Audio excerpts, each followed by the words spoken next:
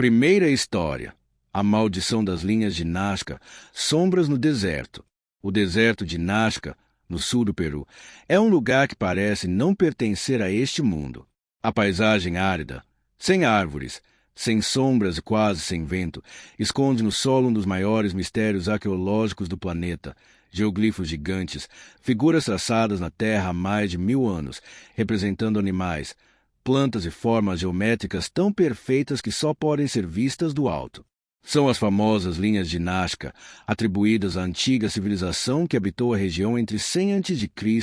e 800 d.C. Para os cientistas, elas são um enigma. Para os moradores mais antigos, são algo muito mais perigoso. Dona Felicitas, uma mulher de cabelos brancos que vive numa pequena casa de adobe nos arredores, costumava dizer que as linhas não foram feitas para serem vistas por nós, mas para serem vistas por eles. Quem exatamente eram eles? Ninguém conseguia arrancar dela. Alguns diziam que se referia aos deuses ancestrais, outros murmuravam sobre entidades que vinham do céu. O que todos concordavam é que, à noite, o deserto não ficava realmente vazio. A primeira punição. Em 1978, um jovem chamado Tomás Quispe decidiu aproveitar a calmaria da madrugada para atravessar uma parte restrita das linhas. Trabalhava como guia turístico e queria tirar uma fotografia única no centro do famoso geoglifo do colibri. Ignorando os conselhos da avó, entrou na área durante uma noite sem lua. Ele dizia que as histórias sobre espíritos eram apenas superstições para afastar caçadores de tesouros. Por volta das 2 da manhã, Tomás acendeu a lanterna e começou a andar sobre o desenho milenar. O silêncio era tão absoluto que ele ouvia o som do próprio coração. Então, percebeu algo estranho. A temperatura caiu repentinamente e a luz da lanterna começou a vacilar, como se algo sugasse a energia. No horizonte, sombras começaram a se formar, não como vultos humanos, mas figuras altas alongadas, com membros finos e movimentos lentos. Elas pareciam caminhar exatamente sobre as linhas, contornando o corpo do colibri, como se repetissem um ritual. Tomás ficou paralisado. Quando uma dessas figuras virou o rosto para ele, percebeu que não havia feições, apenas o vazio negro onde deveria haver olhos e boca. A última coisa que ele lembra é de sentir uma pressão no peito e cair de joelhos. Encontraram-no ao amanhecer, inconsciente, com marcas circulares queimadas na pele, como se algo tivesse tocado sua carne com metal incandescente. Ele sobreviveu, mas nunca mais foi o mesmo. Dizia que, desde aquela noite, sentia que alguém o observava sempre que fechava os olhos. Morreu 5 anos depois, sem causa médica definida. Um pacto milenar. Pesquisadores locais, mesmo sem admitir publicamente, comentam que há registros orais de um pacto feito pela antiga cultura Nazca. Eles teriam construído geoglifos como mapas e portais cerimoniais para agradar divindades celestes. Em troca, receber proteção contra secas e doenças. A quebra desse pacto viria com a profanação do local. Um arqueólogo chamado Ernesto Aman relatou, em 2003, que durante uma escavação em área próxima a um dos desenhos, encontrou pequenas oferendas enterradas, crânios deformados artificialmente, restos de tecidos coloridos e objetos de ouro. Enquanto catalogava os achados, um vento forte se levantou do nada, cobrindo tudo com poeira. No meio da ventania, Ernesto e sua equipe juram ter visto sombras humanoides correndo sobre as linhas, apesar de não haver pegadas depois. 2 semanas mais tarde, um dos assistentes foi encontrado morto em sua casa, com expressão de pavor e olhos abertos, como se tivesse visto algo impossível. Nenhum sinal de violência foi encontrado. A noite em que o deserto acordou. Um dos relatos mais assustadores veio de um motorista de caminhão chamado Javier.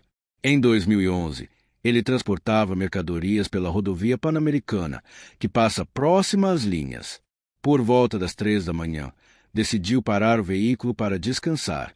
Enquanto olhava o céu estrelado, notou pequenas luzes se movendo sobre o deserto, como lanternas flutuando. Pensou que fossem turistas imprudentes, mas então as luzes começaram a desenhar formas no ar, idênticas aos geoglifos no chão. Curioso, Javier pegou seus binóculos e observou. As luzes estavam presas aos corpos, as mesmas figuras altas e escuras que Tomás havia descrito décadas antes. Elas caminhavam lentamente, seguindo um padrão exato, e quando uma delas pareceu notar sua presença, todas as luzes se apagaram ao mesmo tempo. O deserto ficou completamente negro. Um segundo depois, ele ouviu passos secos na areia, aproximando-se rapidamente de seu caminhão. Aterrorizado, ligou o motor e partiu em alta velocidade, sem olhar para trás. Ele nunca mais aceitou rotas noturnas que passassem por Nazca. O aviso dos anciãos. Os moradores mais velhos ainda fazem pequenos rituais nas bordas das linhas. Queimam folhas de coca, espalham grãos de milho e deixam recipientes de água, acreditando que essas oferendas mantêm as sombras satisfeitas. Segundo eles, qualquer tentativa de destruir ou alterar as figuras desperta a fúria dos guardiões. Há quem diga que, durante tempestade de areia, é possível ouvir cantos graves compassados, como se dezenas de vozes entoassem um idioma perdido. Nesses momentos, o vento parece ganhar forma e deslizar rente ao solo, seguindo exatamente os traços dos geoglifos. O governo peruano mantém vigilância constante para evitar vandalismo, mas os guardas raramente se voluntariam para patrulhar de madrugada. Muitos afirmam que, ao longo da noite, sentem a sensação clara de estarem sendo seguidos, mesmo sem pegadas atrás deles. O enigma que permanece. Até hoje, nenhum estudo conseguiu explicar por que as linhas permanecem intactas por mais de 1000 anos, mesmo sob ventos e erosão. Os céticos atribuem o fenômeno ao clima seco e à estabilidade do solo. Mas, para quem vive por lá, a explicação é outra. Ninguém ousa mexer nelas porque aqueles que tentaram não voltaram para contar. Quando o sol se põe no deserto de Nazca e a temperatura despenca, as linhas parecem brilhar levemente sob a luz da lua, como se algo despertasse nelas. E se você tiver coragem de se aproximar nesse momento, talvez veja as figuras caminhando lentamente, repetindo um ritual eterno, e sentirá que, em algum ponto do traçado, uma sombra se separou das outras e está vindo diretamente na sua direção. Segunda história. O último ritual de Caral. Vozes da cidade perdida. Caral, situada no Vale de Supi, no litoral do Peru, é considerada a mais antiga cidade das Américas, datada de cerca de 5.000 anos. Um local sagrado, cercado por pirâmides de terra, praças circulares afundadas e restos de uma civilização que desapareceu muito antes dos Incas sequer existirem. Durante o dia, o sítio arqueológico é um convite à contemplação. O vento desliza pelas dunas e o silêncio do deserto parece eterno. Mas, ao cair da noite, algo muda. É como se a própria terra respirasse de maneira diferente. Em 2006, uma equipe de arqueólogos liderada pela doutora Helena Vasques foi autorizada a realizar escavações noturnas para evitar o calor extremo do dia. Helena era uma mulher cética, acostumada a explicar qualquer relato de assombração como exagero ou superstição. Porém, naquela noite, algo aconteceu que nem ela conseguiu compreender. Por volta das 23 horas, enquanto catalogava fragmentos de cerâmica à luz de lanternas, um som ecoou no ar.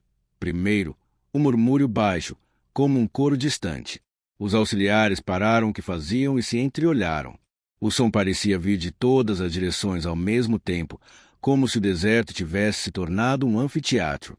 Poucos segundos depois, os murmúrios se transformaram em cânticos rítmicos, acompanhados por batidas graves que lembravam tambores. Não havia ninguém além da equipe no local. A área era isolada por cerca e vigiada por guardas. Mesmo assim, o som era claro, quase palpável, reverberando pelo chão. Um dos assistentes, um jovem chamado Felipe, comentou que aquilo lembrava os rituais de oferenda descritos em antigos manuscritos. Helena tentou manter o controle, pedindo para todos se concentrarem no trabalho, mas, intimamente, já sentia a pele arrepiar. Os cânticos ficaram mais intensos e um vento forte começou a varrer o local, levantando poeira e areia. As pirâmides de terra pareciam projetar sombras mais longas, distorcidas, como se figuras invisíveis se movendo ao redor delas estivessem bloqueando a luz das lanternas. Helena, Decidida a encontrar a fonte do som, pegou uma lanterna mais potente e caminhou até a praça circular mais próxima. Quando desceu o degrau de pedra, percebeu que a temperatura ali era mais baixa do que no resto do sítio. No centro, a areia parecia ter sido revolvida recentemente, como se alguém tivesse cavado ali horas antes. E, à medida que ela se aproximava, o cântico se tornou ainda mais nítido, mas agora acompanhado por algo que soava como passos pesados, arrastados, cercando a praça. De repente, todos os sons cessaram. O silêncio foi tão abrupto que causou um zumbido nos ouvidos. Helena girou sobre os calcanhares, iluminando cada canto, mas não viu nada além das estruturas antigas da poeira suspensa no ar. Subiu de volta, tentando ignorar a sensação de estar sendo observada. A equipe decidiu encerrar os trabalhos naquela noite. Porém, quando começaram a guardar os equipamentos, perceberam que as fitas métricas, as estacas até algumas ferramentas estavam deslocadas, como se alguém tivesse mexido nelas de propósito. O guarda responsável jurou que ninguém havia entrado ou saído. Nos dias seguintes, alguns trabalhadores se recusaram a continuar nas escavações noturnas.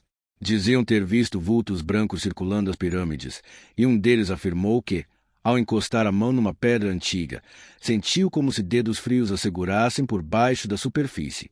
Anos depois, Helena voltou a Caral sozinha, para participar de um documentário. A equipe de filmagem quis registrar imagens noturnas. Novamente, cânticos ecoaram pelo deserto. O som foi captado pelos microfones, mas, de maneira inexplicável, desapareceu completamente durante a edição. As fitas ficaram em branco justamente nos minutos em que as vozes eram ouvidas. A doutora, hoje aposentada, raramente fala sobre aquela noite, mas, quando questionada, apenas diz que não acredita mais que Caral esteja abandonada. Para ela, a cidade continua viva, não para os vivos, mas para aqueles que, há milênios, realizaram seu último ritual e nunca mais partiram. E, se você tiver coragem de visitar o local após o pôr do sol, talvez ainda ouça as vozes que dançam no vento, cantando, como se esperassem que alguém completasse ritual interrompido há 5.000 anos. Terceira história: o convento das mortas de Arequipa, o sorriso das freiras. No coração de Arequipa, a cidade branca do Peru, ergue-se imponente convento de Santa Catalina, uma construção colonial que ocupa um quarteirão inteiro. Suas paredes de adobe e pedra vulcânica, tingidas de um tom ocre alaranjado, escondem séculos de silêncio, orações e segredos. Oficialmente, é um monumento histórico e atração turística. Extraoficialmente, é o cenário de um dos relatos mais perturbadores da cidade, as aparições das freiras de hábito negro, conhecidas entre os guias como Las Muertas Sonriendo, as mortas sorrindo. A história começou a circular nos anos 90, quando o convento foi parcialmente aberto ao público. Turistas, ao percorrerem os claustros estreitos e as celas frias, relatavam uma sensação quase imediata de opressão, como se algo os observasse de todos os lados. Alguns descreviam vultos que atravessavam corredores e desapareciam pelas portas, sempre vestindo o antigo hábito negro usado pelas freiras antes das reformas do século XIX. Até aí, nada muito diferente de outras lendas conventuais da América Latina. Mas havia um detalhe que gelava o sangue. Quem conseguia ver o rosto das freiras afirmava que elas sorriam. Um sorriso largo, forçado, distorcido, como se a carne tivesse sido puxada para cima por mãos invisíveis. Segundo historiadores locais, durante a era colonial, o convento abrigava jovens de famílias ricas que eram enviadas para a vida religiosa contra a própria vontade. Muitas jamais tiveram contato com o mundo exterior depois de entrar. Em 1743, um incêndio devastou parte do mosteiro, matando 17 freiras presas no dormitório. Relatos antigos dizem que, quando os corpos foram encontrados, alguns pareciam congelados em expressões de horror, outros, com um sorriso estranho e perturbador. Um guia turístico, Javier Aman, contou certa vez que, durante uma visita noturna especial, um grupo de turistas ouviu passos atrás deles no claustro das noviças. Quando se viraram, viram 2 freiras caminhando lentamente, mãos unidas em oração.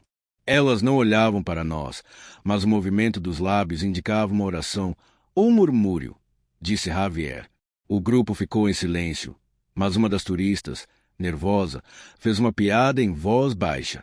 Nesse momento, as duas figuras pararam, viraram a cabeça de forma sincronizada e sorriram. Não um sorriso humano, mas algo tenso e antinatural, como uma máscara feita de pele. Em seguida, simplesmente desapareceram no ar. Há também o relato de uma fotógrafa espanhola, Marta Lopes, que visitava o convento sozinha para registrar imagens arquitetônicas. Ao desenvolver suas fotos, percebeu que, em 3 delas, havia figuras de freiras no fundo, sempre com o mesmo sorriso. O detalhe mais assustador: essas imagens foram feitas em setores fechados à visitação, e Marta jurava não ter visto ninguém no momento dos cliques. As fotos acabaram sendo analisadas por especialistas, que não encontraram sinais de manipulação. Frequentadores noturnos afirmam que, por volta das 3 da manhã, é possível ouvir o som de sinos vindo da antiga capela, sinos que não funcionam há mais de 100 anos. Outros garantem que já sentiram uma leve pressão nas costas ou nos ombros, como se mãos invisíveis tentassem guiá-los em direção a determinadas celas. Nessas celas, as paredes ainda carregam manchas escuras que os restauradores dizem ser umidade antiga, mas moradores mais supersticiosos chamam de marcas das almas queimadas. Uma história particularmente conhecida entre os funcionários envolve a cela 17. Guardas de segurança afirmam que, mesmo quando está trancada, a porta dessa cela parece aberta pela manhã, e dentro dela o ar é muito mais frio do que no resto do convento. Um segurança novato, ao fazer a ronda, decidiu fotografar a cela aberta para reportar o problema. Ao rever a imagem, percebeu uma figura de freira ao fundo, no canto, olhando diretamente para ele e sorrindo. O mais inquietante é que, segundo ele, no momento do clique, não havia absolutamente ninguém lá dentro. A explicação oficial para esses fenômenos, como sempre, o jogo de luz e sombra das velas, aliado ao peso histórico do lugar. Mas alguns estudiosos do paranormal acreditam que as freiras mortas no incêndio ainda vagam pelos corredores, presas ao convento por votos que jamais foram quebrados. E que o sorriso seria a marca de algo muito mais sombrio, não um gesto de bondade, mas um reflexo da agonia que viveram, talvez até de um pacto feito em seus últimos momentos, na tentativa desesperada de escapar das chamas. Hoje, o convento de Santa Catalina continua aberto a turistas durante o dia, mas há poucas visitas noturnas. E, mesmo nessas, os guias recomendam evitar andar sozinho, principalmente nos claustros mais antigos. Afinal, como diz um ditado popular de Arequipa, se las vê sorrindo, já é tarde para correr. Se você as vir sorrindo, já é tarde demais para correr. Quarta história. A noite em Machu Picchu, guardiões que não dormem. Machu Picchu sempre foi envolta em mistério. As ruínas incas, erguidas a mais de 2.000 metros de altitude, se escondem entre as nuvens como se ainda quisessem permanecer invisíveis ao mundo. Durante o dia, turistas do mundo inteiro percorrem suas escadarias, tocam as pedras milenares e tiram fotos sob o sol andino. Mas, quando o último grupo desce, o silêncio toma conta. É nesse momento que a verdadeira história começa. Havia 3 amigos, Ernesto, Javier e Lucia, todos peruanos, apaixonados por história e por aventura. Desde jovens, eles alimentavam o sonho de passar uma noite inteira em Machu Picchu, acreditando que as ruínas guardavam segredos que só se revelavam sob o manto da escuridão. Sabiam que era ilegal e arriscado, mas para eles, quebrar a regra valeria a pena se significasse ver o lugar como ninguém mais via. Na tarde de 12 de agosto de 2016, aproveitaram um festival local em Cusco, que havia reduzido a fiscalização, para colocar o plano em prática. Subiram discretamente pela trilha menos usada, levando mochilas com lanternas, cobertores e comida. Esperaram escondidos atrás de um muro de pedra enquanto o último grupo de visitantes e guias deixava o sítio arqueológico. Quando a escuridão caiu, a cidade inca era deles. O ar estava frio e úmido, e uma névoa espessa começava a descer das montanhas, envolvendo os templos e terraços como um véu. No silêncio absoluto, só se ouvia o vento cortando as paredes e o som distante de água correndo em algum canal antigo. Ernesto, o mais corajoso do trio, sugeriu que fossem até o Templo do Sol, no ponto mais alto, para sentir a energia que, segundo lendas, ainda emanava dali. Enquanto subiam, notaram algo estranho. No caminho, pequenas tochas acesas iluminavam trechos da trilha. Não lembravam de ter visto aquilo durante o dia, e nenhum deles havia levado fogo. Lucia ficou inquieta, mas Javier riu, dizendo que talvez algum guia tivesse esquecido acesas para evitar acidentes. Mesmo assim, as tochas pareciam recentes, como se alguém tivesse acabado de acendê-las. No Templo do Sol, ficaram em silêncio, contemplando a escuridão. Foi então que ouviram o primeiro som. Passos pesados, como botas ou sandálias firmes batendo contra a pedra. Vieram de trás deles, mas ao virarem, não havia ninguém. Apenas a neblina se movendo, densa e lenta. De repente, uma figura emergiu da névoa. Era um homem alto, de pele morena, vestindo trajes incas completos, túnica, adornos dourados, um capacete de penas negras. Em sua mão, segurava uma lança de pedra polida. Seus olhos, escuros como carvão, os fixavam sem piscar. Antes que qualquer um deles reagisse, outras figuras surgiram atrás dele. Pelo menos 6 guerreiros, todos armados, formando uma barreira silenciosa. Lucia, tremendo, tentou falar em espanhol, mas nenhum deles respondeu. Em vez disso, começaram a se aproximar, passos lentos, controlados, como se estivessem cercando presas. Ernesto, que raramente mostrava medo, deu um passo atrás. Os guerreiros, então, pararam, mas continuaram encarando-os com uma intensidade sufocante. Foi nesse momento que perceberam. As tochas não iluminavam de forma normal. A chama era mais azulada, como fogo frio. E cada guerreiro projetava uma sombra que se movia de forma independente, como se tivesse vida própria. Um som grave cortou o ar. Não era voz humana, mas algo parecido com um canto antigo, ecoando nas pedras. As palavras eram incompreensíveis, mas carregavam uma ordem implícita. Saiam. Sem discutir, os 3 começaram a descer apressados.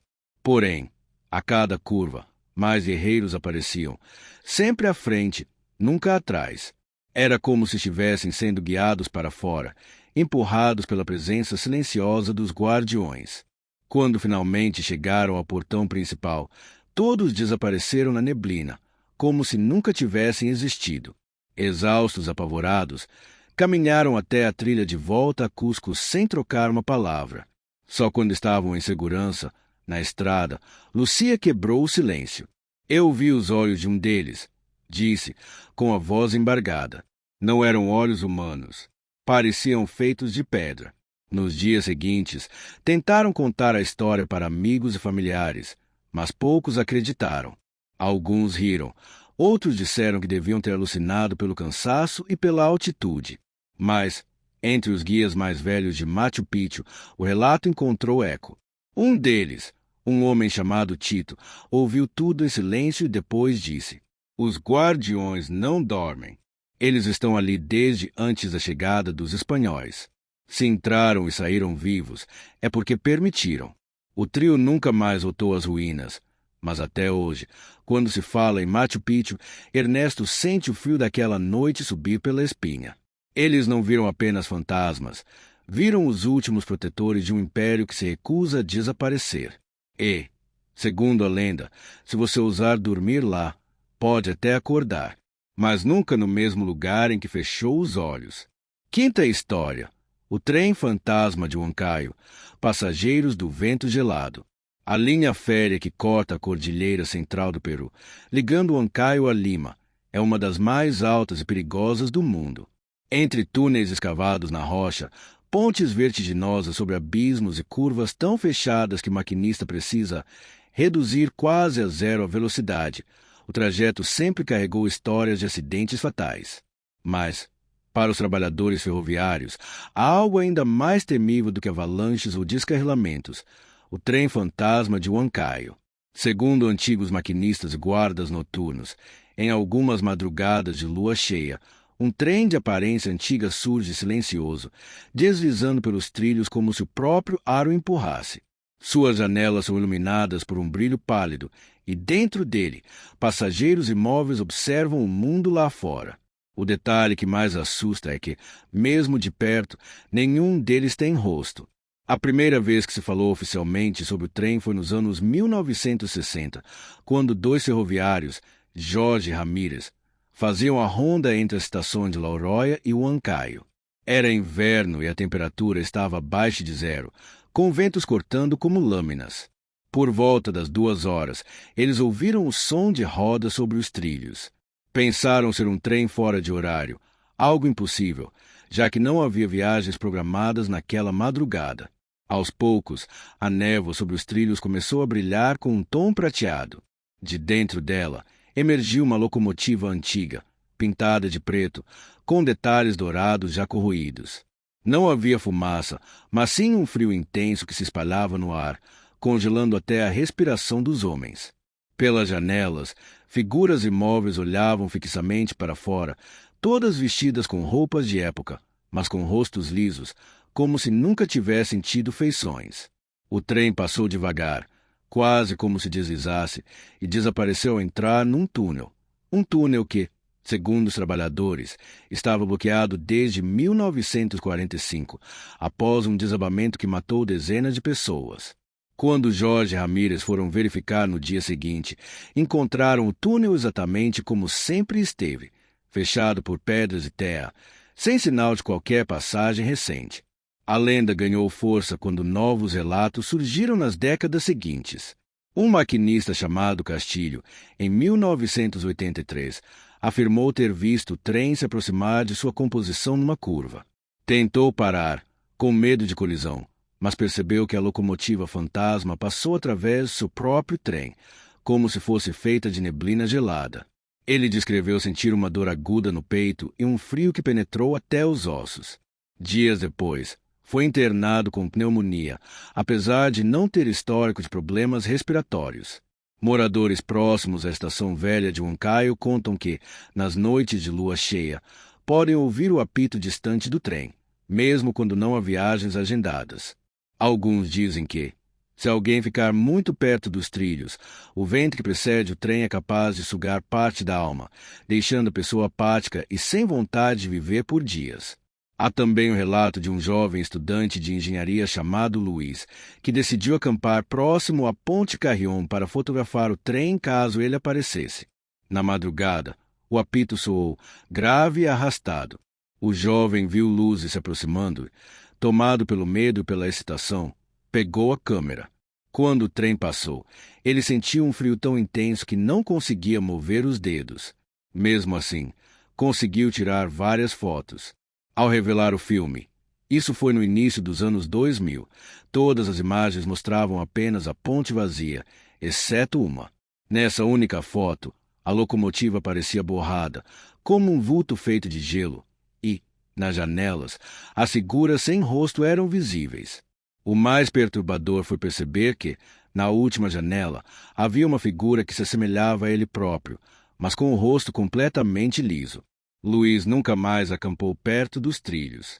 Os mais antigos afirmam que o trem fantasma de Huancaio é a manifestação das almas presas no acidente de 1945, condenadas a refazer eternamente a última viagem.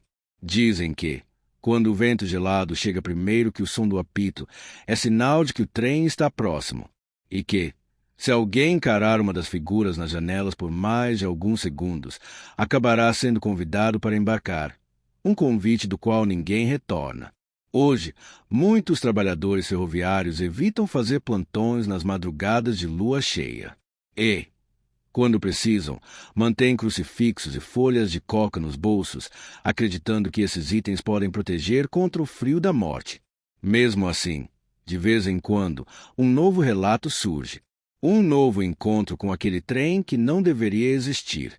Um trem que corta a noite como um sussurro congelante, levando consigo passageiros que nunca chegam e talvez, um dia, possa levar mais alguém. Se você estiver algum dia em Huancaio, numa noite gelada de lua cheia, e ouvir um apito distante. Lembre-se, não se aproxime dos trilhos. Sexta história. A casa dos gritos de Cusco, o eco dos sacrifícios. No coração de Cusco, em uma rua de pedras irregulares que ainda carrega o traçado do antigo Império Inca, ergue-se uma mansão colonial que já mudou de dono incontáveis vezes. Não por problemas financeiros, mas porque ninguém consegue viver lá por muito tempo. A fachada é imponente, com grandes janelas de madeira entalhada e uma varanda que parece observar quem passa, como se a própria casa tivesse olhos. O curioso é que, apesar da beleza arquitetônica, há sempre algo na atmosfera que faz o transeunte apressar o passo. Muitos dizem que, quando o vento sopra à noite, é possível ouvir vozes sussurrando na língua quechua, misturadas a gritos agudos que parecem vir de debaixo da terra.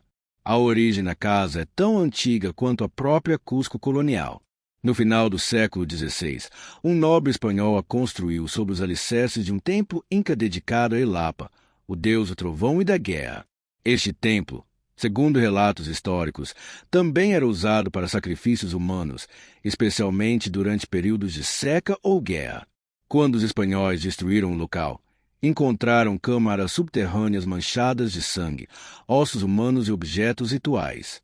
Em vez de purificar o terreno, eles simplesmente cobriram tudo com lajes de pedra e ergueram a nova mansão por cima. Dizem que o primeiro dono espanhol foi o único a viver lá até morrer de velhice, mas não sem pagar um preço. Servos da época registraram em diários e cartas que, durante certas madrugadas, o homem gritava como se estivesse sendo torturado, e no dia seguinte aparecia com hematomas e cortes inexplicáveis. Nos séculos seguintes, cada morador repetia o mesmo padrão.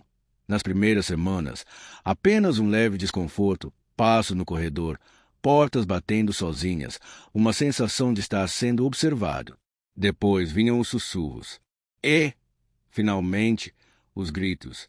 Esses gritos, no entanto, não vinham apenas das vítimas vivas. Testemunhas afirmam que ecoavam do próprio chão, como se a pedra tivesse memória do sangue que absorveu. Um caso marcante ocorreu nos anos 1920. Um comerciante rico comprou a casa para instalar ali sua família. No primeiro mês, todos estavam encantados com a construção histórica. Mas, na segunda lua cheia, a esposa acordou no meio da noite e viu, ao pé da cama, uma figura vestida com roupas incas, o rosto pintado de vermelho e preto, carregando uma lâmina de pedra ensanguentada. A figura não se moveu nem falou, apenas sorriu, revelando dentes afiados, antes de desaparecer. Na manhã seguinte, a mulher estava muda. Médicos diagnosticaram um choque nervoso tão profundo que ela nunca mais voltou a falar. Arqueólogos e historiadores modernos que visitaram a propriedade relatam algo ainda mais inquietante. Em escavações discretas no quintal, encontraram fragmentos de cerâmica e ossos infantis, além de manchas escuras na terra que não se dissolvem nem com chuva nem com produtos químicos. Mas o evento que consolidou a fama da Casa dos Gritos aconteceu nos anos 1980, quando um grupo de jovens decidiu passar a noite no local para provar que tudo não passava de lenda. Levavam gravadores, câmeras e lanternas. Na madrugada, os vizinhos ouviram gritos tão altos que chamaram a polícia. Quando os oficiais entraram, encontraram apenas 2 dos 5 jovens, ambos em estado de choque, repetindo frases desconexas em quechua, apesar de serem nascidos e criados em Lima e nunca terem estudado a língua. Os outros 3 nunca foram encontrados. Hoje, a mansão permanece fechada. As janelas foram lacradas com tábuas, mas alguns juram ver sombras se movendo atrás delas à noite. O chão interno, segundo os últimos que entraram, ainda bebe qualquer líquido derramado, como se esperasse pelo próximo sacrifício. E quando o vento sopra vindo das montanhas, os gritos retornam, lembrando que Cusco, sob sua beleza colonial, ainda guarda as cicatrizes e os horrores de seu passado sagrado e sangrento. Alguns guias turísticos, mais ousados, levam curiosos até a rua da casa. Ficam em silêncio por alguns segundos e dizem: escutem, se hoje o vento soprar, vocês vão ouvir o eco dos que deram sua vida ao deus Ilapa. E, se tiverem azar, talvez ele responda. Sétima história. O hospital abandonado de Calau, Alas do Silêncio.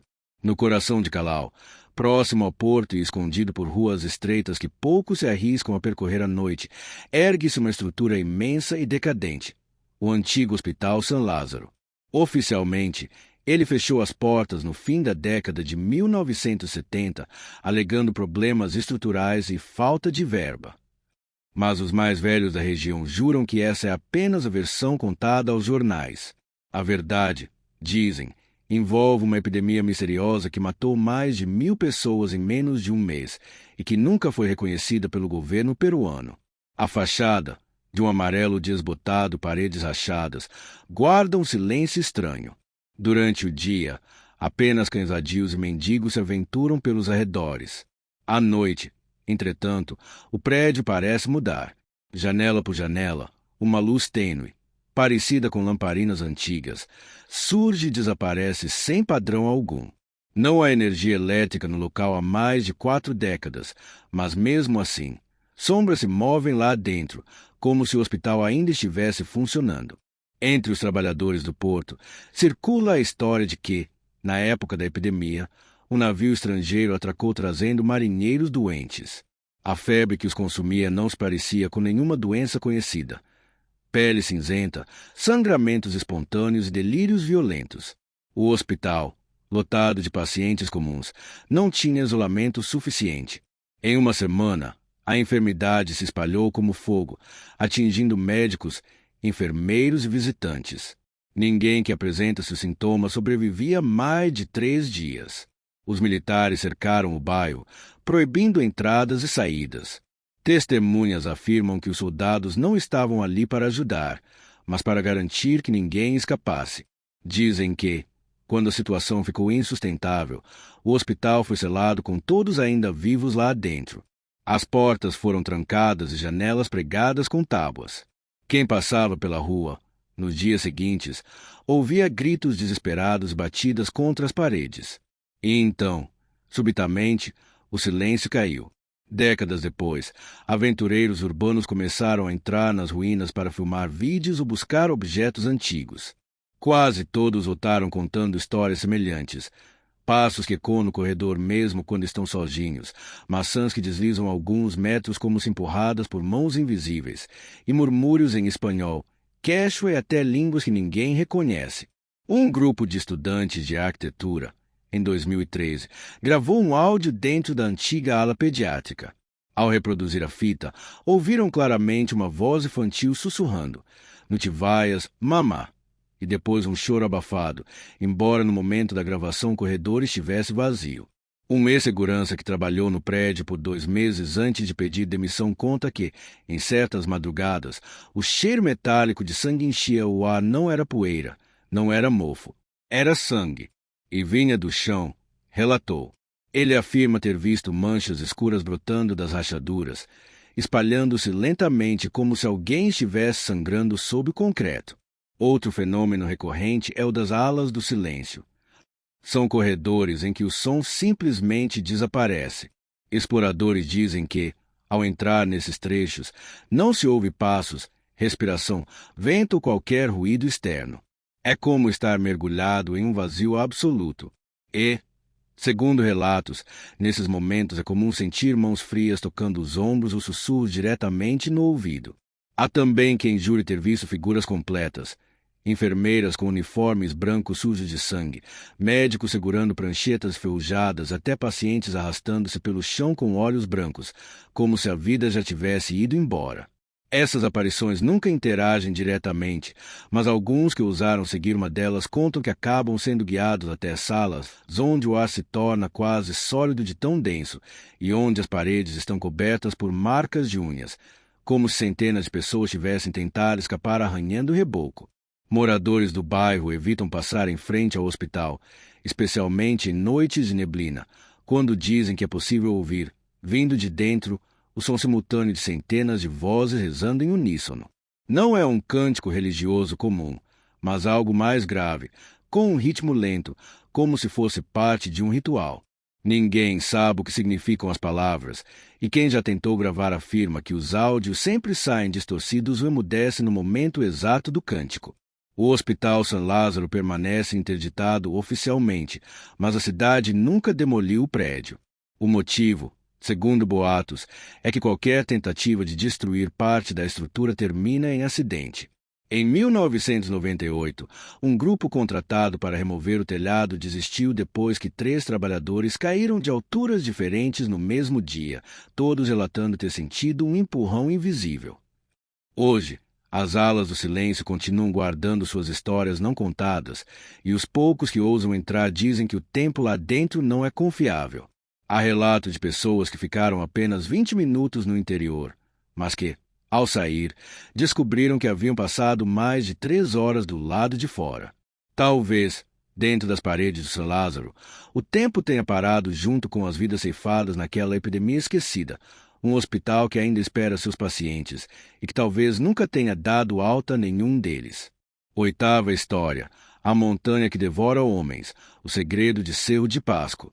Cerro de Pasco, no coração do Peru, é uma cidade moldada pelo frio cortante dos Andes e pela mineração que a sustenta há séculos. É um lugar onde o solo não é apenas rochoso, mas repleto de histórias sobre ganância, superstição e morte. Os moradores mais antigos afirmam que a montanha que domina a paisagem não é apenas um depósito de minerais preciosos, mas um ser vivo, faminto, que escolhe quem entra e quem nunca mais volta. A mina principal, um labirinto de túneis que se estende por quilômetros, já engoliu centenas de vidas ao longo dos anos. Oficialmente, culpa-se de desmoronamentos, explosões mal calculadas ou intoxicação por gases. Mas os veteranos do garimpo contam outra versão, de passagens que surgem onde não havia nada antes e de galerias inteiras que desaparecem como se nunca tivessem existido. Miguel Amã era um mineiro experiente. Desde os 14 anos, conhecia as entranhas da montanha melhor do que qualquer mapa poderia registrar. Mas em 1986, numa noite de inverno especialmente gelada, ele e outros 5 trabalhadores receberam a ordem de explorar um setor recém-descoberto, aberto após uma explosão controlada. O capataz dizia que havia sinais de prata pura, o tipo de achado que poderia mudar a vida de todos ali. Logo na entrada, Miguel percebeu algo errado. O ar estava mais frio que o normal, e não havia o cheiro característico de pólvora e poeira recente. A lanterna iluminava paredes lisas, quase polidas, como se mãos gigantes tivessem mudado o caminho. Os outros homens não comentaram nada, mas a tensão nos olhos deles era visível. Caminharam por mais de 1 hora, descendo cada vez mais, até que encontraram algo impossível. Um arco de pedra, incrustado com símbolos que não se pareciam com nada da cultura inca ou espanhola. Antes se pudessem discutir, um som grave ecoou. Não o estalar de rochas ou o rugido distante de explosões, mas algo como um suspiro profundo vindo de dentro da montanha. Hugo, o mais jovem do grupo, quis voltar, mas Miguel insistiu em seguir adiante, argumentando que o ar ainda estava respirável e que podiam marcar o caminho com tinta branca para evitar se perderem. No entanto, a cada curva, as marcas que eles faziam desapareciam, como se a pedra as absorvesse. Depois de algum tempo, começaram a ouvir vozes. No início, eram sussurros indistintos, que poderiam ser confundidos com o vento atravessando fendas. Mas logo se tornaram mais claras, frases em quichua antigo, que Miguel só conhecia de histórias contadas por sua avó. A tradução aproximada era: entrem, alimentem-me. Hugo entrou em pânico e correu para trás. 2 homens o seguiram. Apenas Miguel e mais 2 permaneceram. Foi então que perceberam que o túnel à frente se movia. As paredes pulsavam levemente, como se respirassem. O piso sob seus pés parecia instável, e uma vibração percorreu todo o espaço. O último que Miguel viu dos outros 2 foi o momento em que o chão se abriu sob eles, engolindo-os em um buraco escuro e silencioso. Não houve gritos, apenas o som abafado de algo se fechando, como carne cicatrizando. Miguel correu sem olhar para trás. Por instinto, encontrou uma saída improvisada, subindo por uma fenda estreita até alcançar a superfície. Quando contou a história, ninguém acreditou, exceto os familiares dos homens desaparecidos, que sabiam que aqueles túneis não estavam no mapa e que nunca seriam encontrados. Anos depois, um novo grupo de mineiros relatou o mesmo fenômeno, galerias que não constavam nos registros e que, ao serem exploradas, sumiam do dia para a noite. Alguns afirmam que a montanha guarda um coração vivo, que bate lentamente sob toneladas de rocha e metal. Outros dizem que ela é o túmulo de algo muito mais antigo, uma entidade que exige oferendas humanas para manter o equilíbrio da região. Hoje, poucos se atrevem a trabalhar nas áreas mais profundas. Há marcações feitas por mineiros supersticiosos, cruzes, oferendas de folhas de coca, pequenas velas, deixadas nas entradas de certos túneis para manter o espírito da montanha adormecido. Mas, em noites de lua nova, quando o vento sopra com mais força e o solo treme levemente, dizem que é possível ouvir o mesmo suspiro profundo que Miguel ouviu naquela noite. E, se você estiver perto o suficiente, talvez sinta o chão se mover sob seus pés, como se algo, muito abaixo, estivesse prestes a acordar. Nona história. O Lago Titicaca, as crianças da água. O Lago Titicaca, localizado a mais de 3.800 metros de altitude na fronteira entre Peru e Bolívia, é conhecido por sua beleza quase irreal. A superfície tranquila reflete o céu como um espelho perfeito, e suas águas azuis contrastam com as montanhas cobertas por neve ao fundo. É também um lugar sagrado para as culturas andinas, cercado de lendas que atravessam séculos. Mas há uma história, em especial, que poucos contam para forasteiros, a das crianças da água. Pescadores da região afirmam que, em certas manhãs ou ao cair da tarde, é possível ouvir risadas vindas da beira do lago. Não é o som do vento, nem o canto de aves. São risadas infantis, suaves e cristalinas, que se aproximam e se afastam como se brincassem entre as ondas. A princípio, parecem vir de crianças comuns, talvez moradoras das ilhas flutuantes ou das pequenas comunidades próximas. Mas quem decide seguir essas vozes quase sempre se arrepende. Disse que as crianças aparecem com roupas antigas, feitas de tecido rústico e colorido, como as vestes tradicionais aimarás. Seus rostos são belos, mas há algo estranho nos olhos, grandes demais, de um brilho aquático e profundo. Elas acenam para os pescadores, chamando-os com gestos suaves, e depois mergulham na água com movimentos rápidos, impossíveis para um corpo humano comum. Miguel Quispe, um pescador de Puno, contou que encontrou essas crianças em uma manhã de neblina. Ele estava revisando suas redes quando ouviu gargalhada e viu 3 meninos brincando a poucos metros da margem. Um deles o chamou pelo nome, embora Miguel tivesse certeza de que nunca o tinha visto antes. Intrigado, ele se aproximou e os garotos entraram na água rindo, como se convidassem para uma brincadeira. Miguel hesitou, mas algo no olhar deles parecia irresistível, quase hipnótico.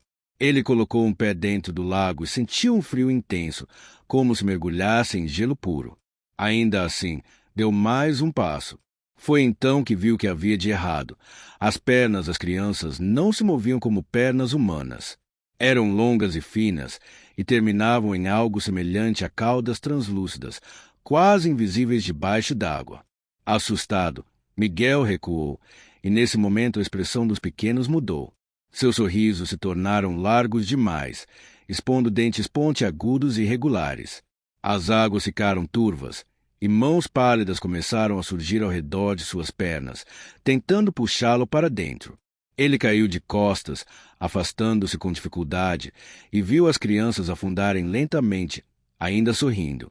Miguel sobreviveu, mas passou dias com febre e sonhando com vozes infantis chamando seu nome. Ele afirma que, desde aquele dia, evita pescar sozinho e nunca se aproxima do lago quando há neblina. Os mais velhos dizem que essas crianças não são fantasmas comuns, mas espíritos de afogamento, almas de meninos e meninas sacrificados nas águas durante rituais antigos, quando o lago era considerado morada da deusa Mamacota. Segundo a lenda, os incas acreditavam que oferecer crianças puras e saudáveis ao lago garantiria boas colheitas e proteção contra tempestades. Afogadas em silêncio, eram entregues às profundezas para viver para sempre nas cidades submersas que, dizem, ainda existem no fundo.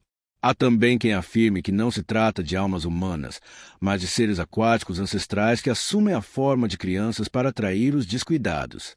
Pescadores bolivianos contam histórias semelhantes, nas quais homens adultos foram puxados para a morte por figuras que pareciam inofensivas, mas revelaram ser predadores frios e pacientes. O mais curioso é que, nos raros casos em que corpos foram recuperados, eles apresentavam marcas estranhas. Não havia sinais de luta violenta, mas um leve corte circular na pele, como se algo tivesse sugado a vida da vítima sem deixar feridas graves. Hoje, alguns guias turísticos alertam visitantes para nunca responderem a vozes infantis vindas do lago, especialmente durante o amanhecer ou o entardecer. Os moradores mais cautelosos evitam essas áreas nesses horários, e muitos fazem oferendas de folhas de coca e pequenas figuras de madeira para apaziguar os espíritos. Ainda assim, relatos continuam a surgir. Em 2018, um grupo de jovens acampou próximo à margem e um deles desapareceu após dizer que ia buscar água. Seus amigos afirmam ter ouvido risadas logo antes de sumir. O corpo nunca foi encontrado. O lago Titicaca segue lindo e imponente, mas quem vive às suas margens sabe que ele também guarda um silêncio profundo e traiçoeiro. Entre as lendas que cercam seu passado, as crianças da água permanecem como um aviso sombrio. Nem tudo que chama seu nome deseja sua amizade. Às vezes, o sorriso que você vê na beira da água é apenas a isca de algo que espera pacientemente para arrastá-lo para as profundezas geladas, de onde ninguém retorna. 10ª história. O cemitério de Xauxila, guardiões de pele seca. O deserto de Nazca, no sul do Peru, é uma extensão interminável de areia e pedras queimadas pelo sol. No meio dessa paisagem árida, distante das famosas linhas que desenham animais e formas geométricas no chão, existe um lugar ainda mais inquietante, o cemitério de Xauxila.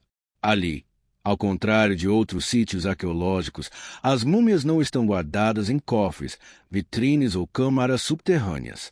Elas estão expostas, sentadas em covas abertas, com o rosto voltado para quem ousa encará-las.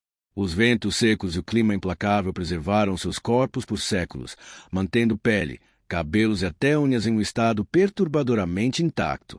Os guias turísticos falam de Xauxila como uma janela para o passado, um museu a céu aberto que guarda a memória dos antigos povos da região. Mas para alguns moradores de Nazca, o lugar guarda algo mais, algo vivo, ou pelo menos, algo que ainda vigia. Miguel Salazar, um estudante de arqueologia, chegou a Xauxila numa tarde abafada de dezembro, acompanhado de 2 colegas. Eles não estavam ali para um passeio. Tinham ouvido rumores de que as múmias mudavam de posição durante a noite e queriam documentar o fenômeno.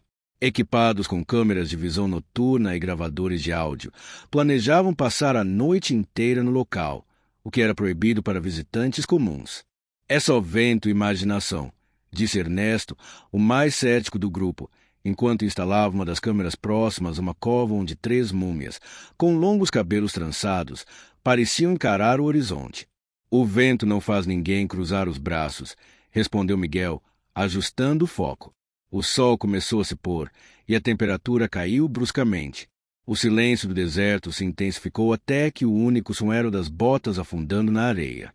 Com a noite, veio uma neblina fina, coisa rara naquela região. Ela se movia como fumaça, encobrindo lentamente as fileiras de covas abertas.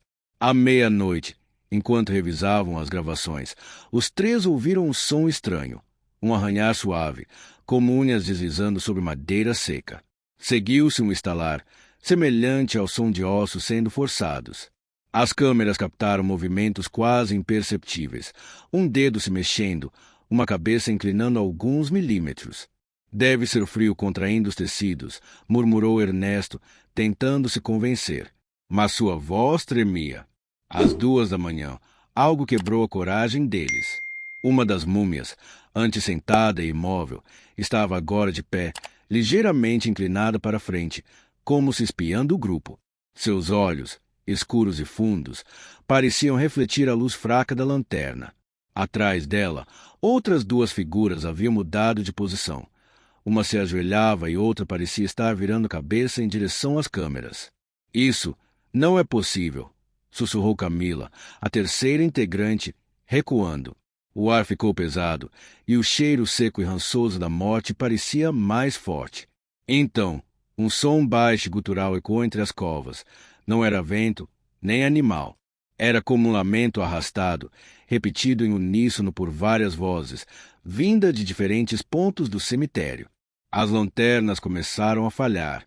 Em meio ao piscar da luz, as silhuetas pareciam se mover mais rápido. Miguel teve a impressão de ver uma das múmias abrindo a boca, mas não como um cadáver frágil, e sim como algo que ainda tinha músculos, como algo prestes a gritar. Foi então que a neblina se adensou, engolindo o cemitério. Uma sombra alta passou correndo por trás deles, mas quando viraram, não havia nada. De repente, Camila tropeçou e caiu sobre uma cova. A múmia que estava ali tinha os braços erguidos, e sua mão tocava o ombro dela. Camila juraria depois que sentiu pressão real, dedos afundando no tecido de sua jaqueta.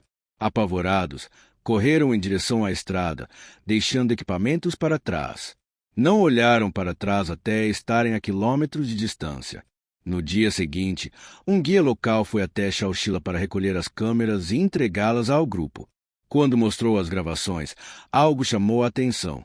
Durante a madrugada, as múmias não apenas haviam mudado de posição várias vezes, mas também, em certo momento, todas pareciam estar olhando diretamente para a lente, como se soubessem que estavam sendo observadas. O guia apenas disse: "Elas não gostam de visitas à noite. Dizem que foram enterradas para guardar este lugar, e continuam fazendo isso. Hoje, Miguel, Ernesto e Camila nunca mais voltaram a Xauxila. Mas, às vezes, recebem mensagens anônimas com fotos borradas do cemitério. Em todas, as múmias parecem estar um pouco mais perto da câmera do que deveriam." 11ª história. A estrada para Abancay. A mulher sem olhos. A estrada que liga a cidade de Abancay, no Peru, a vilarejos remotos nos Andes é conhecida por sua beleza rústica e sua paisagem impressionante. Porém, entre os motoristas locais e viajantes que passam por lá, circula uma história que transcende a simples paisagem, uma lenda que gelou o sangue de muitos. A mulher sem olhos se aparece na estrada e desaparece sem deixar vestígios. O cenário da lenda. A rodovia interoceânica que passa por Abancay é um caminho estreito e sinuoso, margeado por penhascos íngremes e florestas densas. À noite, a estrada torna-se um lugar perigoso e silencioso, onde os faróis dos carros iluminam apenas um trecho curto à frente, enquanto a escuridão parece engolir tudo além. Para quem viaja sozinho, o silêncio é perturbador. Muitos motoristas relatam uma sensação de serem observados, uma presença que cresce a cada quilômetro, mesmo quando não há nada além da névoa e do som do motor. O primeiro encontro. A história da mulher sem olhos começa com um relato feito por Jorge, um caminhoneiro experiente da região. Em uma noite fria de inverno, ele trafegava sozinho pela estrada, transportando mercadorias para um vilarejo próximo. Era quase meia-noite quando ele avistou uma figura ao lado da estrada. Uma mulher vestida com um longo vestido branco, sujo e esfarrapado, parecia pedir carona. Jorge hesitou por um instante, pois já ouvira a história sobre aparições naquela estrada, mas a solidão e o cansaço falaram mais alto. Ele parou o caminhão, abriu a porta traseira da cabine e a mulher entrou silenciosamente. Ela não disse uma palavra, e o silêncio entre eles se alongou enquanto o veículo avançava pela estrada sinuosa. Foi quando Jorge percebeu que aquela mulher não tinha olhos, ou pelo menos, no lugar deles, só havia buracos escuros, vazios, que pareciam sugar toda a luz. Seu rosto era pálido, quase translúcido, e sua expressão era vazia, como um espelho quebrado que refletia somente a escuridão. Jorge tentou falar, perguntou se ela estava bem, mas não houve resposta. Um frio intenso tomou conta do caminhão. O ar ficou denso e pesado, e o motorista sentiu um nó na garganta, como se algo muito ruim estivesse prestes a acontecer. O desaparecimento. De repente, ao virar uma curva fechada, Jorge sentiu um empurrão no ombro. Ele olhou para trás, mas a mulher havia desaparecido do banco traseiro sem deixar vestígios. A porta da cabine estava fechada, a janela intacta, e não havia qualquer sinal de que alguém tivesse saído. O caminhoneiro ficou paralisado por alguns segundos, com o coração acelerado e o rosto molhado de suor frio. O resto da viagem foi feito em silêncio, e ao chegar ao destino, Ele contou a experiência para os colegas, que lhe disseram para nunca mais aceitar carona naquela estrada à noite. Outras vítimas da estrada.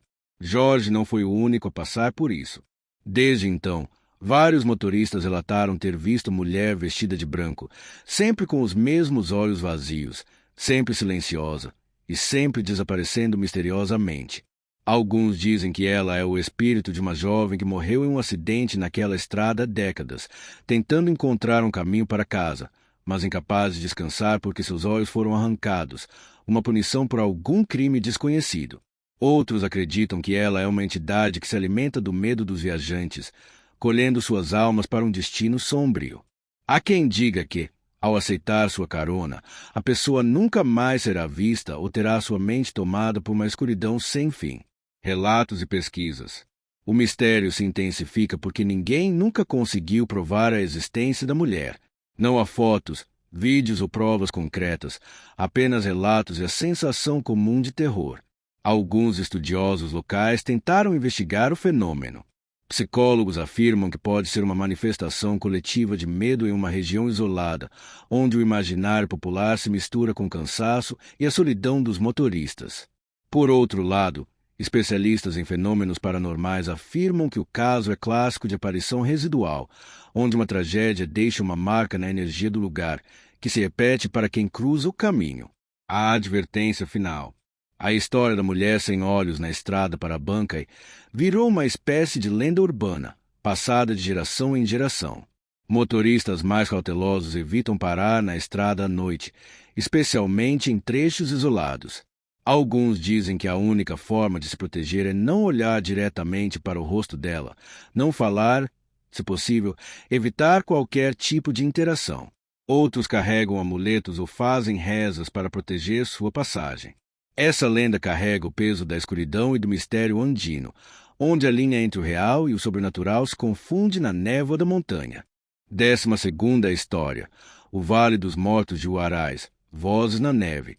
Nas alturas geladas da Cordilheira Branca, perto da cidade de Huaraz, no Peru, está um lugar que os locais evitam a todo custo. Conhecido como o Vale dos Mortos, essa região congelada guarda segredos sombrios, histórias de desaparecimentos inexplicáveis e lamentos que se misturam ao vento cortante. Para os alpinistas que se aventuram por essas geleiras, o risco não é apenas físico, é também espiritual. Sussurros e gritos inexplicáveis ecoam pelas montanhas, aterrorizando quem ousa subir. O vale que não deixa voltar. O Vale dos Mortos ganhou seu nome não apenas pelo terreno traiçoeiro, mas pela quantidade assustadora de expedições que nunca retornaram.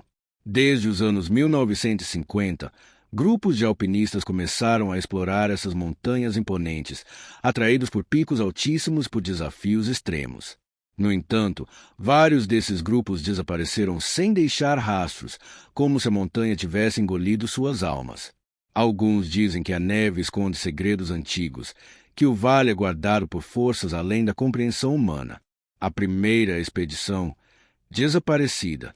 Um dos casos mais conhecidos é o da expedição liderada por Carlos Mendoza, um experiente alpinista peruano que organizou uma equipe de 6 pessoas em 1973.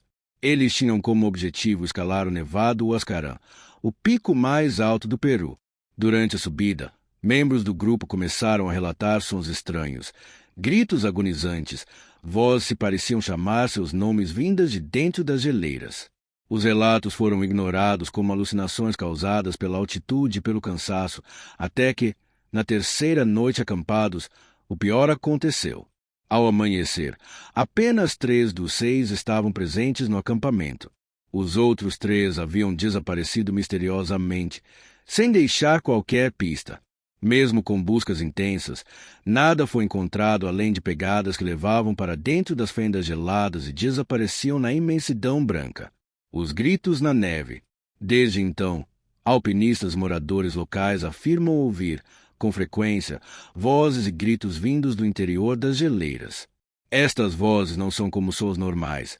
São lamentos distorcidos, como se viessem de pessoas presas entre o gelo e a morte. Alguns alpinistas relatam que, durante a noite, conseguem ouvir seus próprios nomes sendo chamados em um sussurro angustiado e que o frio aumenta de maneira inexplicável, como se algo estivesse ali, observando. A lenda dos espíritos congelados. A lenda local conta que o vale é habitado por espíritos presos no gelo, vítimas das nevascas, das quedas fatídicas que ceifaram tantas vidas. Dizem que esses espíritos são vingativos e que buscam companhia para não ficarem eternamente sozinhos naquela prisão gelada. Há quem afirme que, ao ouvir suas vozes, é melhor não responder, pois isso poderia atrair a atenção deles e condenar o ouvinte a um destino semelhante. Investigação moderna. Nos últimos anos, pesquisadores do Instituto Nacional de Cultura do Peru e especialistas em fenômenos naturais realizaram estudos no local para tentar explicar os sons misteriosos. Alguns sugerem que as vozes são um fenômeno acústico provocado pelo vento que passa por fendas e cavernas naturais nas geleiras, criando sons que lembram gritos humanos. Porém, essas explicações não convencem totalmente os que já estiveram no local e ouviram os sons ao vivo, descrevendo-os como intensos e emocionalmente carregados, muito diferentes de um simples assobio do vento. Relatos recentes. Em 2017, uma equipe internacional de alpinistas liderada pela americana Lisa Montgomery resolveu investigar o Vale dos Mortos para um documentário. Durante a expedição, Lisa registrou sons que depois foram analisados, e apesar da tentativa de explicação racional, os especialistas ficaram intrigados com a frequência e a complexidade dos ruídos captados. Além disso, Lisa relatou ter visto sombras estranhas. Se sentiu uma presença constante que a acompanhava durante as noites congelantes. O mistério continua. Até hoje, o Vale dos Mortos de Huaraz continua a atrair aventureiros, mas também inspira medo. A combinação do clima inóspito, dos perigos naturais e do inexplicável fenômeno das vozes faz desse lugar um dos mais enigmáticos do mundo para quem se interessa por mistérios e fenômenos paranormais. Os espíritos congelados parecem não querer ser esquecidos, e suas vozes, carregadas pela neve e pelo vento, seguem ecoando na solidão das montanhas. 13ª história. O último xamã de Ayacucho, o coração da montanha.